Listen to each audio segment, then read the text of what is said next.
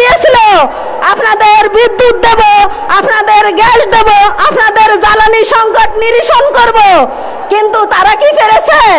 তারা পারে নাই। তারা আরো আমাদের দফায় দফায় বিদ্যুতের দাম বৃদ্ধি করছে। আমরা শ্রমিক, আমরা ক্ষতিগ্রস্ত হচ্ছি। আমার চুলায় আজকে পাতিল ওঠে নাই, আমার বাচ্চার মুখে আজ আমরা দুই মুঠা ভাত আমরা উঠে দিতে পারি নাই। আজ এই গ্যাস সংকটে আমার মা বোনেরা অস্থির। তারা বাসা বাড়িতে কাজ করে, তারা কলকারখানায় কাজ করে, কিন্তু বেলা শেষে এসে তারা গ্যাসটুকু পায় না। তারা অঝরে এসে কেঁদে দেয়। আমাদের সরকার যদি আমাদের দাবি মেনে না নেয়, আমরা রাজপথ ছাড়বো না ইনশাআল্লাহ। ভাই, আপনারা কি পারবেন না? আপনারা এই প্রোগ্রামে প্রতিশ্রুতি দেন, আমাদের দাবি আদায় করে আমরা রাজপথ ছাড়বো, না হলে আমরা রাজপথ ছাড়বো না।